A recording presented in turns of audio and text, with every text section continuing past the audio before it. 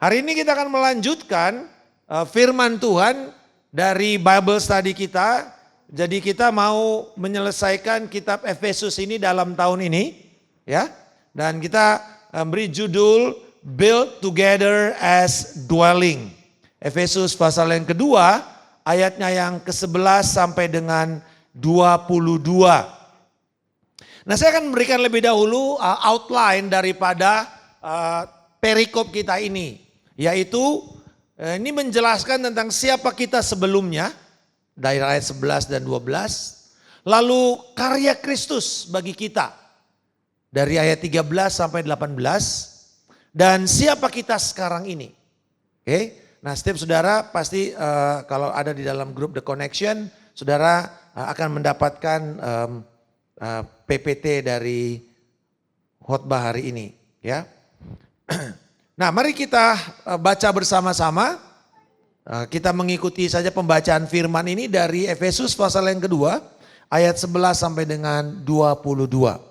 Karena itu ingatlah bahwa dahulu kamu adalah orang-orang bukan Yahudi secara jasmani, yang disebut orang-orang tak bersunat oleh mereka yang menamakan dirinya sunat, yaitu sunat lahiriah yang dikerjakan oleh tangan manusia. Pada waktu itu kamu tanpa Kristus tidak termasuk kewarganegaraan Israel dan tidak mendapat bagian dalam ketentuan-ketentuan yang dijanjikan, tanpa pengharapan dan tanpa Allah di dalam dunia. Tetapi sekarang di dalam Kristus Yesus, kamu yang dahulu jauh sudah menjadi dekat oleh karena darah Kristus. Karena dialah damai sejahtera kita yang telah mempersatukan kedua pihak dan merobohkan tembok pemisah, yaitu perseteruan. Sebab dengan kematiannya sebagai manusia, ia telah membatalkan hukum Taurat dengan segala perintah dan ketentuannya, untuk menciptakan keduanya menjadi satu manusia baru di dalam dirinya, dan dengan itu mengadakan damai sejahtera. Dan untuk mendamaikan keduanya di dalam satu tubuh dengan Allah oleh salib, dengan melenyapkan perseteruan pada salib itu. Ia datang dan memberitakan damai sejahtera kepada kamu yang jauh dan damai sejahtera kepada mereka yang dekat.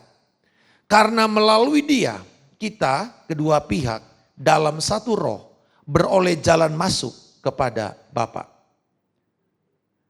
Demikianlah kamu bukan lagi orang asing dan pendatang, melainkan kawan sewarga dari orang-orang kudus dan anggota-anggota keluarga Allah, yang dibangun di atas dasar para rasul dan para nabi, dengan Kristus Yesus sebagai batu penjuru. Di dalam dia tumbuh seluruh bangunan rapi tersusun menjadi bait Allah yang kudus di dalam Tuhan. Di dalam dia kamu juga turut dibangun menjadi tempat kediaman Allah di dalam roh. Demikianlah pembacaan firman Tuhan pada hari ini. Nah, saudara-saudara, Paulus sedang berbicara melanjutkan dari pertobatan, keselamatan individu kepada identitas korporat. Next slide. Nah, identitas korporat kita, ayo kita baca sama-sama. Apa identitas korporat kita sebagai orang percaya? Sebagai kumpulan orang percaya, keberadaan kita sebelumnya terpisah dari Allah dan umatnya, dan karya Kristus telah mendamaikan kita dengan Allah dan dengan lainnya untuk menjadi tempat kediaman Allah yang kudus. Di mana-mana kalau kita berbicara mengenai sebuah lembaga, institusi, korporasi, selalu akan ada yang namanya identitas korporat. Bentuk identitas korporat itu macam-macam, bisa seragam. Ya, kalau Anda misalnya seragam pengemudi Bluebird gitu. Nah, dia ada identitas korporatnya. Ini loh. Ini beda dengan yang biru-biru lain gitu. Dulu kan taksi semuanya biru kan. Nah, apa yang membedakan? Identitas korporatnya. Apa yang membedakan partai? Ya, salah satunya warna bendera, identitas korporatnya. Bajunya, semua atribut yang ada. Apa yang membedakan sebuah kantor, instansi pemerintah satu dengan yang lainnya? Identitas korporatnya. Dan ini kemudian nanti diwujudkan dalam nilai. Ya, yang kita katakan sebagai core values. Yang menjadikan, ini loh yang menjadikan identik. Kita beda dengan yang ini apanya? Sama-sama tubuh Kristus, apanya yang menjadi spesifik perbedaannya? Itu tergantung dari core values atau nilai-nilai inti. Generasi demi generasi boleh berubah, nilai inti tidak boleh berubah. Contohnya Coca-Cola, ya, atau Allianz, atau yang sudah berumur lebih dari 100 tahun, perusahaan-perusahaan 3M, Pfizer, FedEx, gitu ya.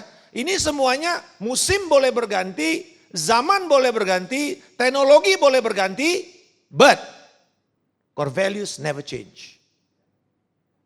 Itulah yang membuat mereka kemudian menjadi, oh inilah kita. Ini yang membedakan kita dari perusahaan logistik lainnya. Contoh seperti itu. Nah, sebagai gereja, apa identitas kita? Kita orang percaya. Apa identitas kita? Siapa kita? Nah, disinilah Rasul Paulus memberikan kepada kita. Tetapi dimulai dengan dulu adalah sebuah kenyataan. Perseteruan di antara saudara. Hari-hari ini kita melihat perseteruan, betul ya? Nah, sampai saya capek di grup pendeta pun. Udah karena satu dukung si Anu, satu dukung si ini. Akhirnya saya males. Males komen. Ya, persahabatan yang ditemukan di FB sekarang mulai retak. Karena satu dukung A, satu dukung B. Pendeta pun. Ya, di grup alumni kita di kampus. Jadi saya males. SMA juga sama. Gitu. Jangan sampai di connection juga ada. Ya, tidak ada yang boleh posting satu pun mengenai partai di The Connection ya. Ya kita akan ya kalau mau posting tempat lain aja. Ya, ini benar karena saudara ini yang akan kita lakukan. Ini yang saudara akan belajar hari ini. Kenapa saya mengatakan itu? Saudara boleh berbeda pilihan, tapi tahun ini saya golput. Tahun ini, karena pemilu kan tahun depan. Amin. Tahun ini memang golput. Ya dong. Kalau enggak saudara ini mungkin kurang air minum kali saudara ya. Agak-agak lagging sedikit gitu ya. Downloadnya agak lama tadi. Nah saudara kita terjadi perseteruan di antara saudara. Dan ini realita yang ada di dalam jemaat. Dikatakan kamu berseteru antara orang Israel dan orang yang non Yahudi. Orang Yahudi di situ dikatakan karena berbasis kewarganegaraan, berbasis darah, dan berbasis hukum agama yaitu sunat. Dikatakan sunat yang adalah sunat lahiriah. Bagi orang Yahudi kalau nggak sunat mereka bukan Yahudi. Karena sunat adalah sebuah perintah yang diberikan oleh Yahweh kepada Musa untuk menjadikan mereka sebagai covenant with God. Perjanjian Allah dengan mereka adalah perjanjian sunat. Dan sunat itu adalah sunat dalam bentuk pengeratan kulit katan.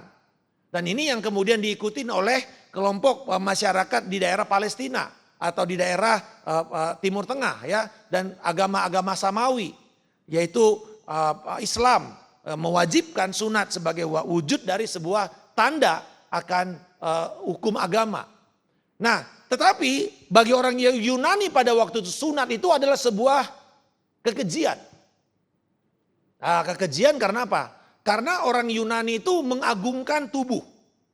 Jadi saudara lihat ya, budaya ketelanjangan, budaya nudity, budaya beauty, nakedness as beauty, itu dimulai dari orang Yunani. Semua lewat dewa-dewanya telanjang semua. Dari mana? Kakek moyangnya siapa? Yafet. Yafet melihat bapaknya, Nuh, telanjang. Yafet diam, tapi dia melihat. Sem menutup. Ham mentertawakan. Makanya yang kena kutuk Ham. Yafet tapi lihat. Itulah nenek moyang orang Eropa, orang Yunani. Mereka menyembah ketelanjangan, termasuk bangsa Filistin dulunya. Menyembah ketelanjangan. Nudity. Makanya mereka mengagungkan itu. Jadi mereka nggak boleh ada yang namanya sunat.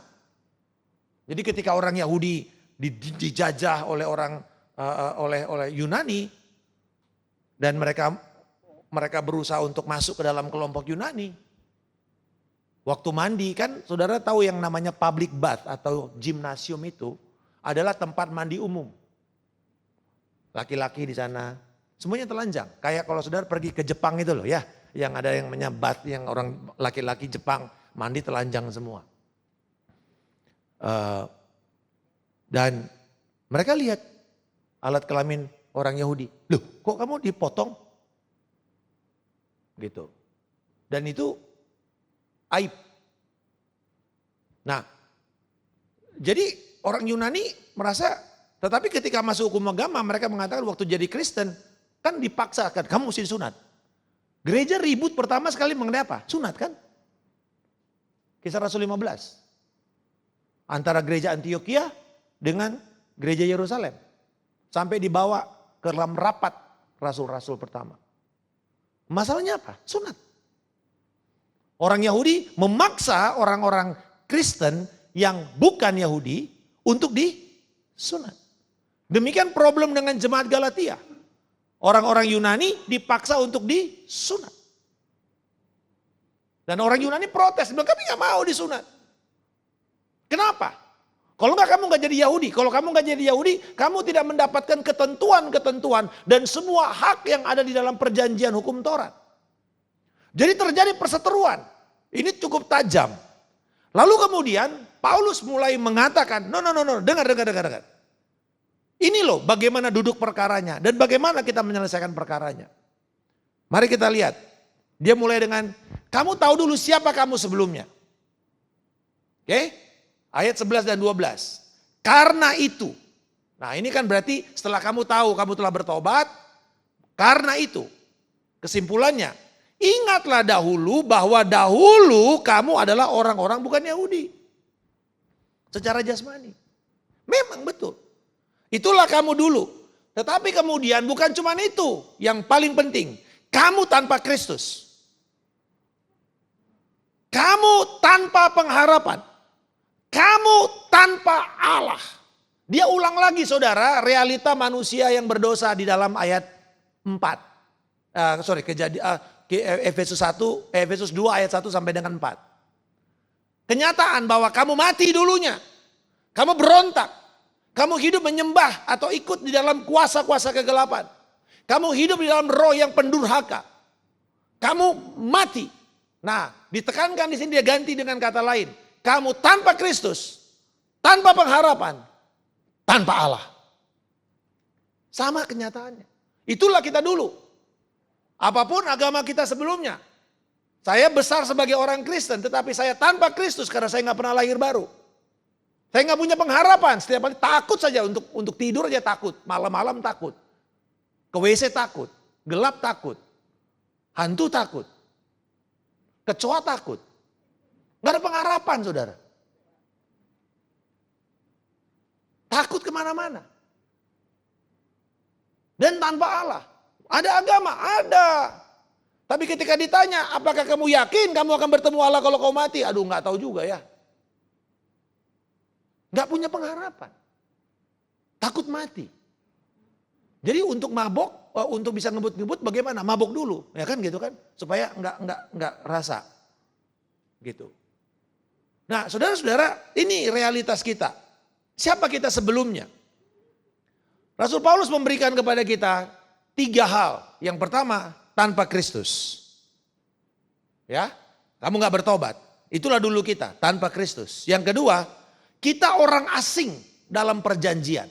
Nah ini, saudara. Orang asing dalam perjanjian artinya kamu di luar perjanjian antara Allah dengan umatnya. Pada waktu itu kita masuk di dalam perjanjian itu lewat hukum Taurat. Tetapi sekarang Yesus telah menggenapi hukum Taurat itu, maka kemudian setiap orang yang percaya kepada Yesus menerima perjanjian Allah. Tetapi kamu mesti tahu, you are foreigners, you are alien. Kamu orang asing. Nah, di dalam hukum Taurat kita tahu orang asing itu nggak boleh masuk di dalam bait suci. Makanya ada yang namanya Court of the Gentiles. Kalau di dalam bait suci dulu ya, itu ada halaman luar, lalu ada Court of the Gentiles. Itu tuh tempat yang orang dagang-dagang itu loh. Yang ditendang sama Yesus itu, yang dijungkir balik kan tiap. Nah di situ orang Court of the Gentiles. Itu pelataran untuk orang yang satu perempuan, yang kedua orang yang bukan orang Yahudi, yang ketiga cacat. Pedagang-pedagang di situ. Ya. Kamu cuma boleh di situ. Itu yang namanya halaman luar. Nah, yang boleh masuk untuk bawa persembahan itu satu orang Yahudi. Dua, yang persembahannya itu sudah memenuhi syarat menurut standar hukum Taurat. Itu dia.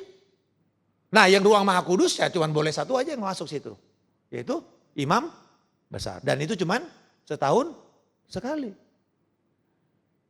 Jadi siapa kita? Kalau kita pun hebat-hebatnya kita mau jadi orang Yahudi. Sudah cuma ada di dalam pelataran. Enggak masuk.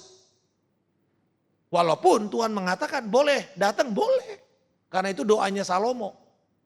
Tuhan kalaupun ada orang asing yang tidak datang ke sini, mereka teriak minta tolong, engkau jawab ya. Itu perjanjian Allah dengan bait suci. Tetapi apakah orang asing itu bisa masuk dan menikmati semua full blessing? Enggak. Tetapi ketika Paulus memulai surat ini dia bilang apa? You have blessed with all kinds of blessing from heaven. Kamu telah diberkati dengan semua berkat-berkat sorgawi dalam Efesus 1 ayat 3. Jadi sekarang gimana caranya? Kalau saya sudah diberkati dengan segala berkat sorgawi, terus saya orang asing. Boleh nggak saya dapat semua berkat-berkat sorgawi? Boleh. Tapi kamu mesti sadar dulu. Itulah dulu kita. Dulu ada temannya Ibu Vivi ini ketua masyarakat Yahudi di Jakarta. The president of the Jewish community. Perempuan. Pendoa. Dia bilang, satu kali saya duduk sama dia. Ibu ini. Saya bilang, Bu. Nah ngobrol-ngobrol karena dia orang yang juga Yahudi tapi dia berbahasa lidah. Dia penuh Roh Kudus. Berbahasa lidah. Terus saya bilang gini, saya heran ya sama orang Kristen ini ya. Dia bilang, kenapa Bu? Alkitabnya cuma satu aja gak kelar-kelar dibaca. Males banget. Kami Yahudi seminggu mesti baca 5 kitab. Sampai harus selesai dalam 1 tahun. Kami adalah umat yang dedicated untuk belajar. Kita cuma ada satu perjanjian baru, satu perjanjian lama aja gak kelar-kelar. What's the problem? Malas. Dan Alkitab berkata, malas adalah dosa. Jadi saudara gak perlu bunuh orang untuk saudara berdosa. Gak perlu nipu. Cukup gak baca Alkitab. Dan jangan lakukan. Kenapa banyak gereja hancur? Bodoh. Ignorance. Gak mau belajar. Makanya kenapa The Connection salah satu dedikasi saya adalah Bible study. Gak apa-apa, gak ada pertanyaan bodoh. Tapi bodohlah orang yang gak mau bertanya. Amin. Kita orang asing. Tetapi di dalam nanti kita lihat apa yang menjadi realita kita. Lalu kemudian kamu tanpa harapan. Tanpa Allah. Walaupun kamu ada agama. Tapi di mata Allah gak dianggap. Kita sudah belajar itu waktu Bible study kemarin. Sehebat-hebatnya manusia dengan kesalehannya. Alkitab berkata seperti kain kotor. Seperti, mohon maaf, seperti pembalut wanita yang sudah terpakai. Itu kain najis di dalam Yesaya pasal yang ke-53 itu. Itu kain najis. Kain wanita untuk pendarahan. Dikatakan tidak ada harapan. Sehebat-hebatnya kesalehan kamu. Kamu gak punya Allah. Kamu gak punya harapan. Nah, lalu apa realita yang berikutnya? Dia berpindah kepada karya Kristus bagi kita. Ayat 13. Tetapi sekarang, nah, saudara lihat, Paulus selalu memakai cara ini. Waktu di ayat 4 dikatakan, but God. Walaupun kamu udah hancur-hancuran, kamu mati, kamu binasa, tetapi Allah. Nah sekarang hal yang sama. Kita dulu tanpa Allah, tanpa pengharapan, tidak ada perjanjian. Kita dulu orang yang menjadi orang asing, tanpa Kristus, tetapi Allah. Saudara lihat, perhatikan baik-baik lagi. Inisiatif selalu datang dari siapa? Allah, bukan manusia. Itu bedanya agama dengan kekristenan. Kekristenan inisiatif selalu datang dari Allah. Gak ada orang bisa lahir baru kalau Roh Kudus tidak mewahyukan kepada dia. Mengejawantahkan, mewujud nyatakan, to make it real. Gak bisa saudara. Jadi singkat begini, koneksi Tritunggal di dalam keselamatan. Allah Bapa itu merancang keselamatan. Dia bikin perencanaan keselamatan. Dia udah tahu bahwa manusia akan jatuh kok. Nah dia sudah siapkan rancangan ini. Lalu Allah anak menghasilkan keselamatan itu dengan dia mati di kayu salib. Mati, dikubur, bangkit. Terjadi pengampunan, terjadi keselamatan. Sekarang keselamatan sudah tersedia. Oke? Dia memproduksi keselamatan itu. Dia yang digambar oleh Allah Bapa sekarang dibangun sama dia. Itu seperti yang satu arsitek. Karena dikatakan siapa aktor intelektualis peristiwa salib? Allah. Allah sendiri yang merancang Yesus untuk mati. Harus mati. Di dalam Yesaya pasal yang ke-53. Dia sendiri yang merancang. Jadi ini arsiteknya. Siapa yang mewujudkannya? Siapa kontraktornya? Yesus. Siapa yang mendeliver? Roh Kudus. Begitu gambaran keselamatan. Siapa yang membuat itu menjadi nyata, bisa dialami? Roh Kudus. Ya, Yesus sudah siapkan, tapi begitu banyak orang melihat nggak pernah ngalamin. Kenapa? Karena Roh Kudus belum datang untuk membuat dia lahir baru. Jadi Tritunggal aja kerjanya begitu. Nggak ada satupun yang, oh ini lepas ini cuma milik Allah Bapa, nggak ada. Nah, hal yang sama. Allah Bapa merancang keselamatan, sekarang bagaimana dengan gereja? Sama juga. Kamu tanpa Allah, sekarang di dalam Kristus Yesus, kamu. Nah, dia bicara kita semua nih, kamu. Kamu. Yang dulunya jauh. Menjadi dekat oleh apa? Oleh apa saudara? Darah Yesus. Jadi Kristus telah menjadikan kita satu. Bapak Ibu. Kita di sini saya bersyukur ya, di sini tuh nggak ada satu dominasi suku apapun. Karena inilah gambar gereja sebenarnya. Di sini ada orang Manado, ada orang Batak, ada orang Karo, ada orang Timor, Tante Pauline, ya, ada orang Jawa, ada Tionghoa. Apalagi yang belum disebut di sini? Karo, udah tadi Karo, kau mau 2 kali kau.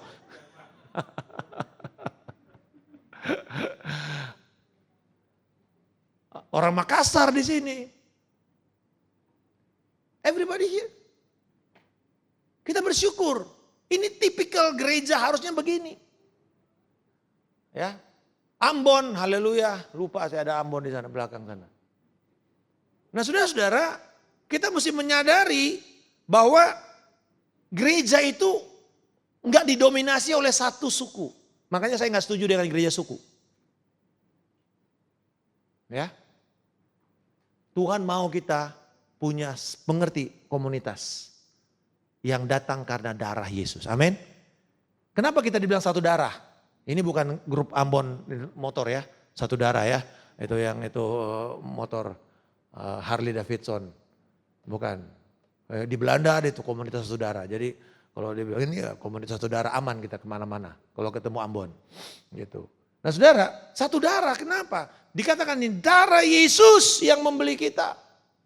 Jadi kalau mau dibilang ini, kalau di Amerika ini ada white church, black church. Kita apa? Red church aja lah. Gereja merah saudara. Tapi bukan salah satu partai atau 2 partai di sini. Enggak. We are red church. Kita gereja merah. Kenapa? Karena darah Yesus. Gitu yang menyatukan kita. Tidak ada yang menyatukan kita yang lain. Kita nggak disatukan oleh karena kesepakatan. Kita nggak disatukan oleh karena ya lu mau bikin gereja atau enggak, bukan. Kita disatukan oleh karena darah Yesus. Makanya keanggotaan gereja itu di dalam Alkitab Perjanjian Baru itu apa? Harus lahir baru. Bukan keanggotaannya itu dari keturunan. Enggak.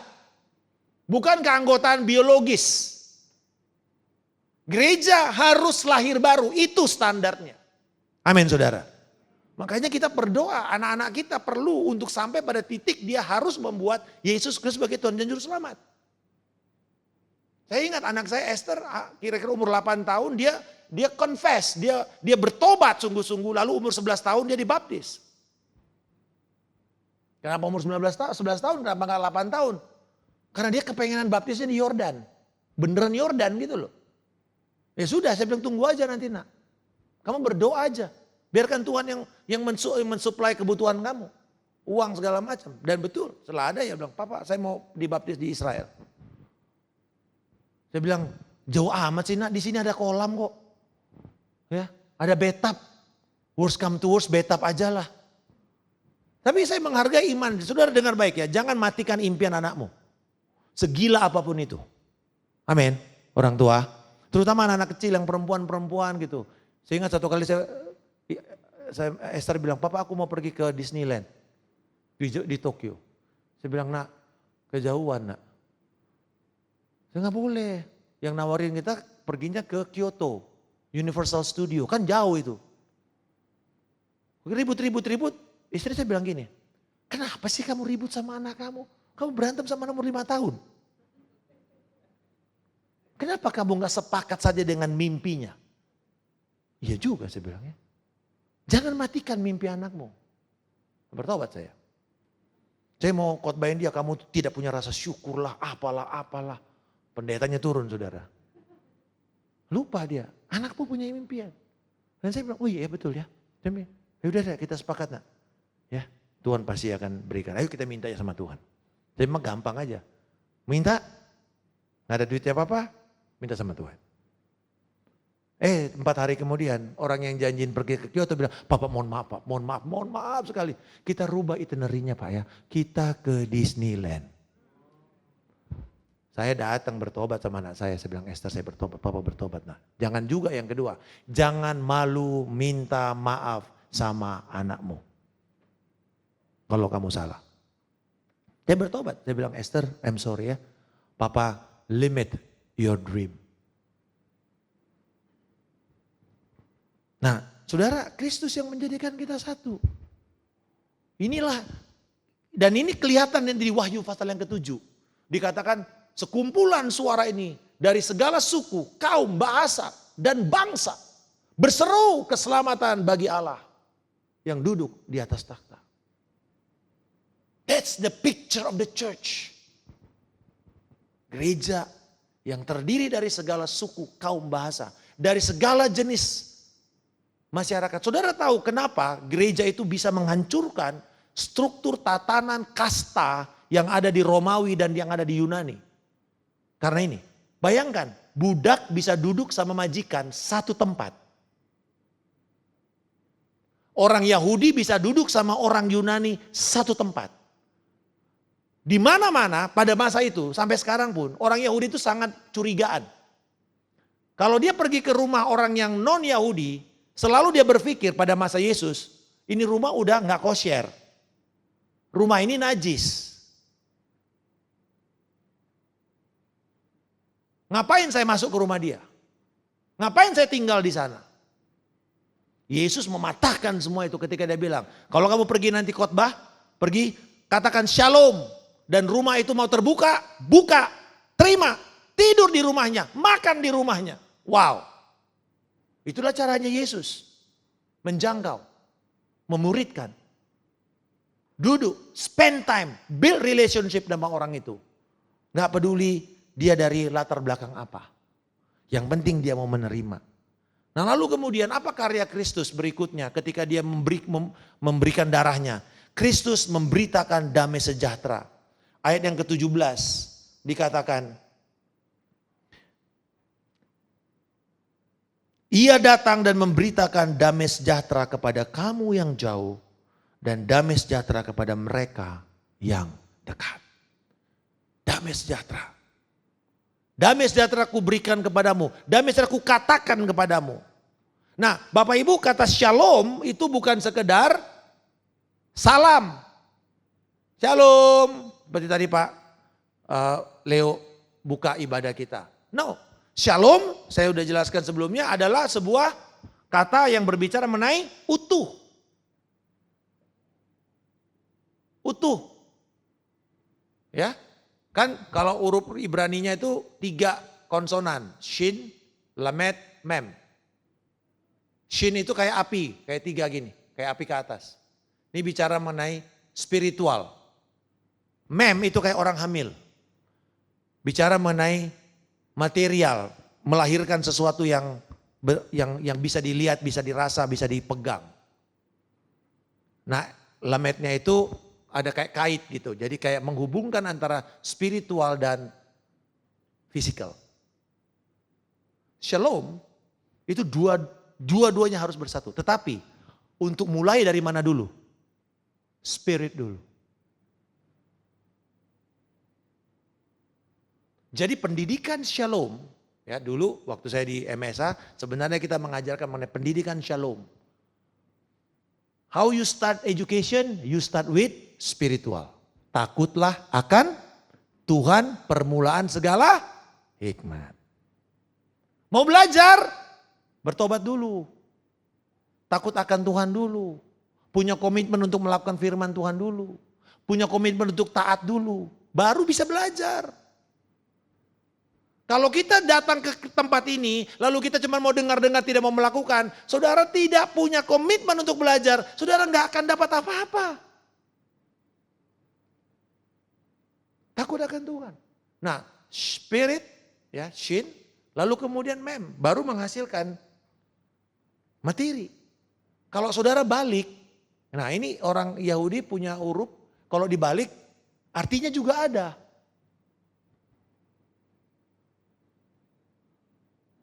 Yaitu artinya kedagingan.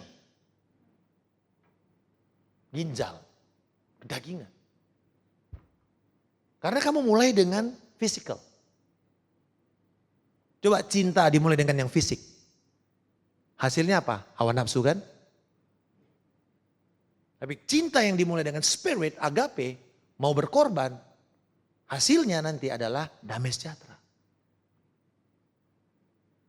Nah, Yesus datang bukan cuma kasih kita spiritual, tapi juga spiritual dan physical, tapi dimulai dengan karya rohani dulu. Dia mati buat kita.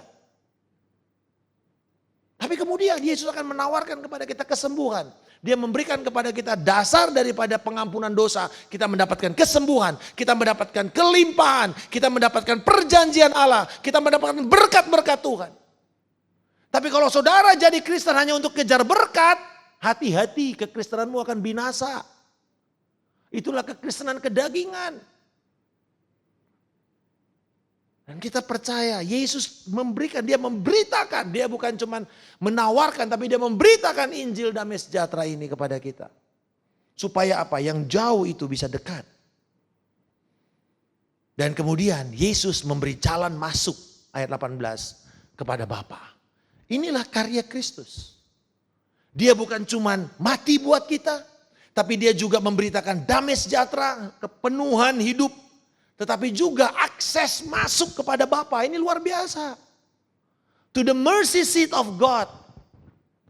Ini bicara mengenai kuasa doa, akses untuk doa kita. Kita nggak perlu mohon-mohon kayak pengemis. Kita datang sebagai anak kepada Bapa. Ada amin, saudara. Sebenarnya ketika ada akses begini, kenapa orang Kristen gak mau berdoa? Aneh kan? Orang jungkir balik, saudara. Naik gunung, turun gunung hanya untuk mau ketemu, pergi ke tempat keramat, tempat doa.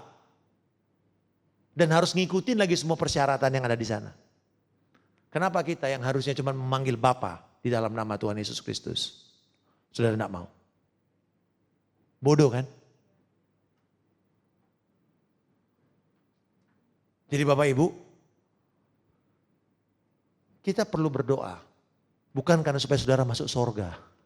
Karena sorga sudah terbuka kepada saudara. Amin. Mintalah. Sampai sekarang kamu belum dapat karena kamu gak pernah minta. Minta, akses sudah ada. Saudara dikasih akses, kartu akses, tapi saudara duduk di luar terus kepanasan.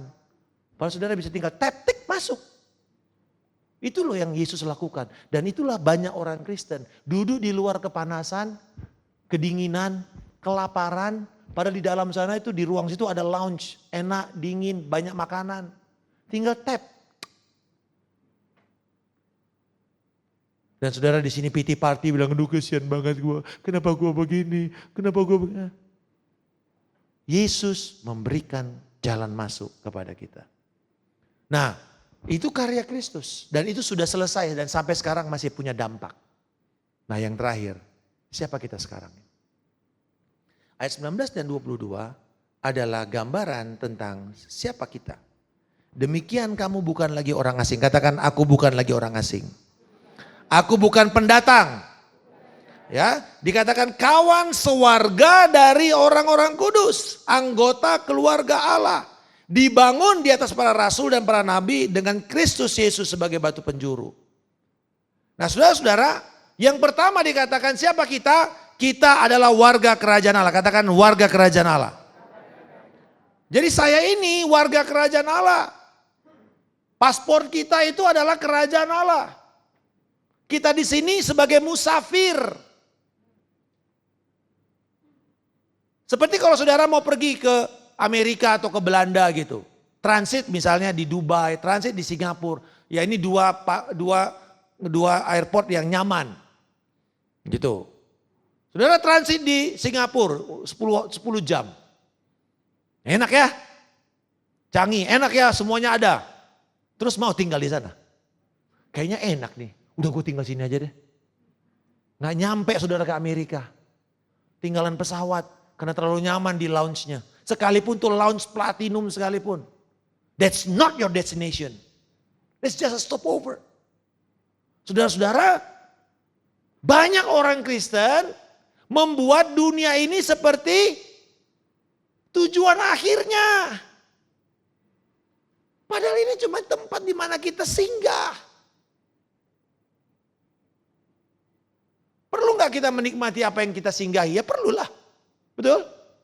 Saudara coba bohong ya kalau saudara ada di Canggih 10 jam, saudara nggak jalan-jalan. Saudara cuma duduk aja di bangku situ. Nggak mungkin, saudara pasti jalan-jalan. Kalau ada hotel, kalau ada mandi gratis, mandi gratis. Semua dia akan dimanfaatkan. Kalau itu adalah milik saudara. Nggak ada milik pun kita jalan-jalan, kita keluarin duit kok.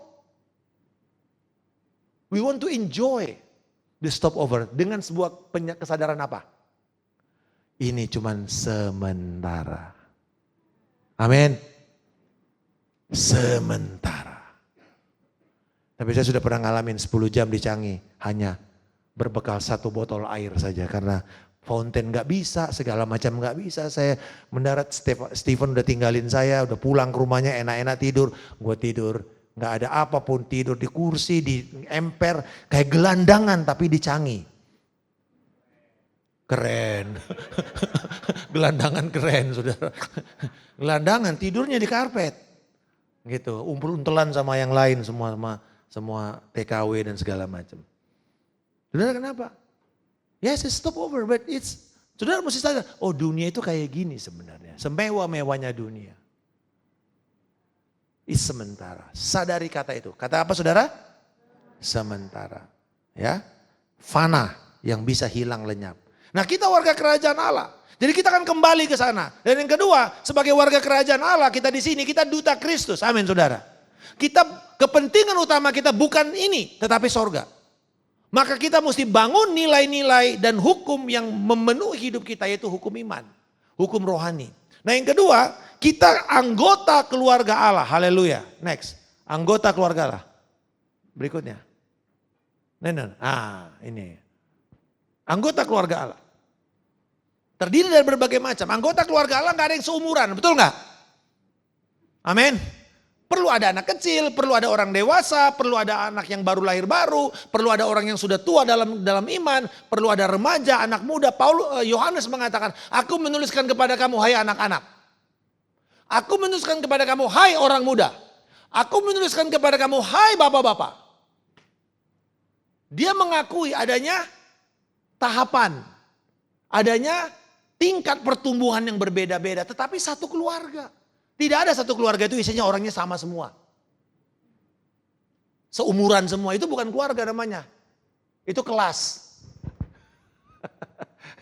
Itu ruang kelas, teman sekelas namanya itu. Umurnya sama semua. Ya, bukan begitu cara kita hidup. Saudara-saudara, kita anggota keluarga Allah. Kalau anggota keluarga, kita tahu bahwa kita disatukan karena kelahiran. Kita disatukan karena apa? Karena kelahiran baru. Walaupun mungkin saya nggak suka. Saya di Medan itu rasis, saudara. Orang Medan itu rasis. Saya masih ngalamin antara kampung orang kampung Batak sama orang Karo. Becak dari daerah Chinese itu nggak bisa nyebrang ke sini. Ada orang Keling, maksudnya orang Tamil. 3. Kayak Singapura, melting pot. Tapi ada sekat. Satu kali saya bawa tim misi ke Medan. Rintisan gereja pertama di Medan yang kita pimpin. Saya bawa orang Tionghoa. Makan di pajak sentral. Yang tahu orang Medan tahu ya. Itu Chinatown. Mukanya udah pasti sipit. Dia aja ngomong Hokkien, dia orang Hokkien. Dia ngomong dia jawab pakai bahasa Indonesia karena yang lain-lain semuanya orang yang nggak ada yang ngerti Hokkien. Dimaki-maki sama yang punya toko.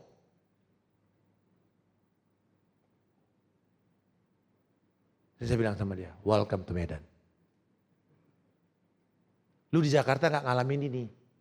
Betul ya? Di Jakarta kita gak ngalamin. Sana ngalamin. Sekat-sekat itu kencang sekali. Jadi waktu kemudian ingat Pak Iwan kita renovasi gereja. Saya bilang, kita pindah ya dari Medan Baru ya walaupun keren. Pindah.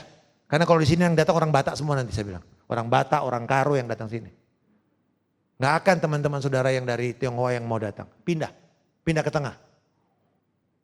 Pindah ke tengah. Di belakang kantor wali kota. Kenapa? Pusat. Everybody can come. Mahal. Untuk renovasinya mahal. Tapi saya bilang gini.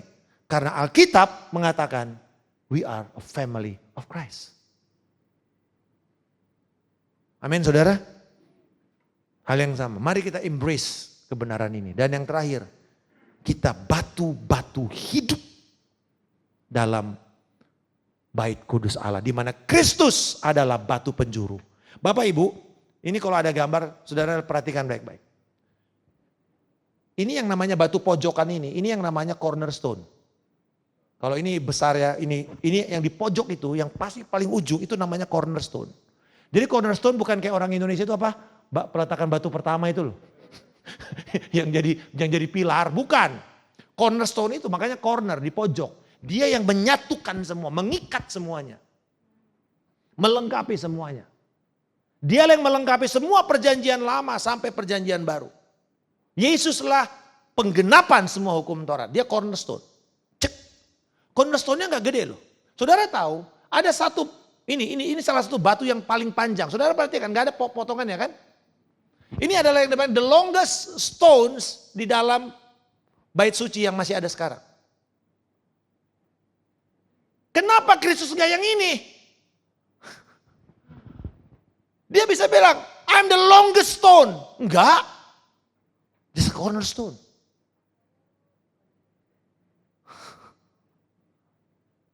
Yang ke Israel bingung, enggak pernah lihat yang ini ya. Enggak pernah diajar.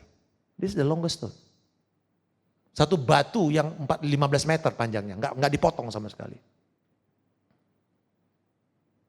Kristus datang, walaupun kelihatannya dia terkecil dari yang lain, tetapi dia melengkapi semuanya. Dia menutup semuanya, dia membuat bait suci itu menjadi komplit. Nah Bapak Ibu, di gereja, Kristus yang menjadi cornerstone. Dikatakan dibangun di atas pada dasar imam dan di dasar pada rasul dan nabi. Apa itu rasul? Rasul yang meletakkan visi. Nabi yang mengarahkan. Dan itu sudah diletakkan oleh para rasul, yaitu firman Tuhan di sini. Kita sudah dapat itu semua. Di atas itu kita membangunnya. Amin. Di atas itu. Dan di dalam practical application-nya. Mungkin ada saudara di sini yang paling pintar. Mungkin ada saudara yang paling kaya. Mungkin ada saudara yang paling bertalenta. Multi talents. Tetapi dengar baik. Kita sekalipun we are the longest stone, but we are just a stone. Nggak bisa dengan satu stone yang paling panjang membangun sebuah bait suci. Memerlukan batu-batu kecil. Memerlukan batu-batu pelengkap. Tapi disatukan oleh Kristus. Jangan menghakimi orang karena kekayaan dia. Karena kepintarannya. Karena intelektualitasnya. Kalau Tuhan izinkan kita berada di tempat ini, menjadi bagian dari keluarga rohani ini, kita mengatakan, Tuhan aku bersyukur, Engkau menguduskan aku, sekarang aku dibangun menjadi bait kudus Allah. Apa aplikasinya kepada kita? Tanggung jawab kita adalah bersama dibangun untuk menjadi tempat kediaman Allah. Bersama-sama. Amin saudara. Bersama-sama. Nah itu sebabnya kami mengundang setiap hari Rabu, minggu kedua dan minggu keempat. Hari Rabu kita berdoa. Bila Bapak Ibu ingin, nanti kita akan mungkin kalau enggak nanti kita pakai hibrid juga supaya saudara bisa yang jauh bisa berdoa di dalam ini. Tapi kalau saudara mau datang secara ragawi, datang berdoa. Ya, berdoa, komit, karena dengan doalah kita disatukan. Saya sangat didorong oleh yang mementor kita, mentor saya dan Ibu Vivi, yaitu Pastor Andreas Raharjo. Beliau punya kerinduan setiap minggu selalu mengatakan kita harus jadi rumah doa. Sehebat apapun pelayanan kita, sebesar apapun, sebanyak apapun properti, income gereja. Kalau kita nggak jadi rumah doa, kita gagal menjadi kehendak Allah di dalam tubuh Kristus. Rumahku harus menjadi rumah doa bagi segala bangsa. Amin saudara. Tanggung jawab kita, ayo kita bersama-sama memikul. Kita bersyukur Bapak Ibu, di sini nggak ada. Saya bersyukur bahwa nggak ada satupun yang kita bersyukur dengan orang-orang yang memberi. Dan everybody contributes. Ada yang contributes keyboard, ada yang contributes sound system, ada yang contributes multimedia, ada yang contributes pembayaran gedung. Everybody contributes. Dan saya mau mengajak kita semua, seberapapun bagian kita bertanggung jawab membangun menjadi tempat kediaman Allah.